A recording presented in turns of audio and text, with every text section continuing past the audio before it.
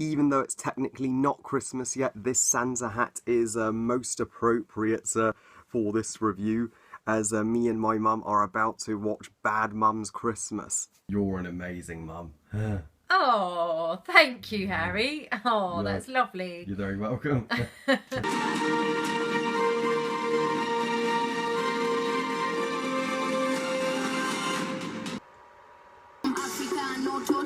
You wanna taste my cocoa? I light it up, I set it off, I tell him please no photo. A Bad Mum's Christmas, directed by Scott Moore and John Lucas, and is the 2016 surprise hit comedy Bad Mums, which I, for one, liked.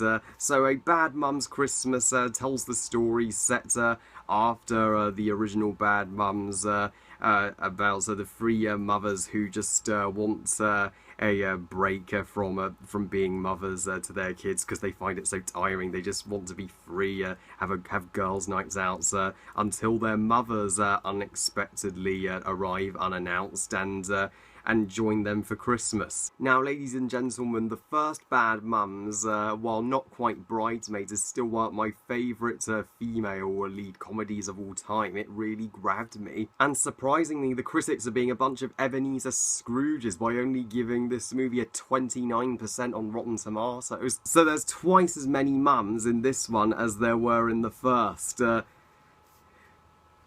So there's twice as many mums in this one as there were in the first. I never thought we'd be getting a sequel to Bad Mums this soon. It literally came out only a year after the first movie. I've never seen a more rushed sequel. On the surface, a rush movie is a cause for concern, but thankfully not for Bad Mums 2. Oh no.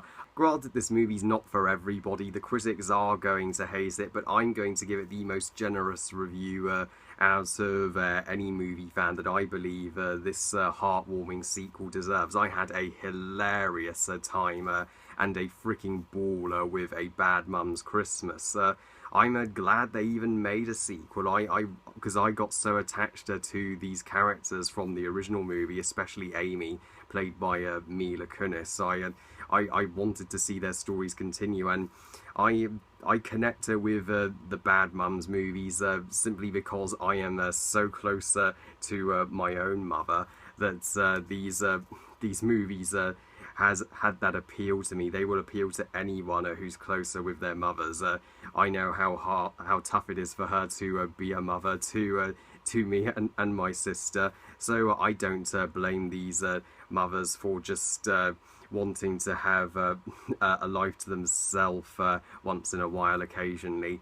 And I of course are grateful to everything my own mother's done for me, and I know that these characters, they may seem like irresponsible mothers, but deep down they always care about their families, making them relatable as mother figures. The three mothers from the first movie, played by Mila Kunis, Christian Bell and Catherine Horn, all reprise their roles in this movie, and they are just as charismatic as they were in the original, and you can tell they're comfortable in their roles and having a blast playing their characters. And the fact that they actually brought in their mothers into this movie to spend Christmas with them is, on paper, is such a neat idea. That leads to some really heart-warming family drama and emotional moments between and laugh out loud moments between the mothers. I know this idea has been done before in past Christmas comedies, but it's executed so heartwarmingly in this movie that it actually did a family member which the protagonist doesn't get along with at first. Well, a lot better than other Christmas comedies have in the past. I was never bored. I was having a jolly time, and the worst thing a Christmas comedy can do is bore me. And the jokes are. I have mixed feelings on the humour in this movie. I will get to some of the jokes that misfired in my brief negatives, but when a joke resonated with me, it was so freaking gut-bustingly funny. You know, this is such a perfect movie to take your whole family to see around Christmas. I'm so glad they decided to have this movie set at Christmas. They didn't just call it Bad Mums 2. That would have been unimaginative. They actually wanted to differentiate this movie from the original clearly, so you can tell which is which. This movie is not just rehashing the plot of the original film. It's its own movie. It's actually continuing the story and exploring the relationship dynamics between the mother's mother, if you will, and the relationship.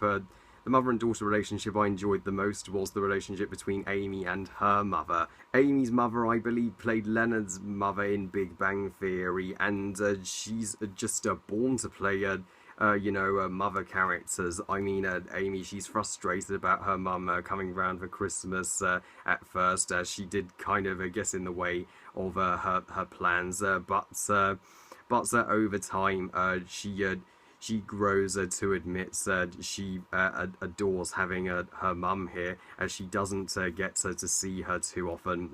Yeah, this movie will make you treasure the time you spend with your mother. Although, guys, I'm afraid this is not a perfect movie by any means, and I still like the first Bad Mums better, so let's just get to the some of the negatives I have. I mean, I felt the male characters were totally unnecessary. I don't know why they needed to be in the movie. They were just in the movie to be the husbands slash love interests of our mothers. I mean, we didn't need to focus on them. We just wanted to keep the focus on the mother and daughter stuff. That's the good stuff. And literally half of the jokes in this movie just was sexual innuendos, and they were cringe-worthy. Like there's one gag where they literally bake a Christmas shortbread biscuits, you know, and they,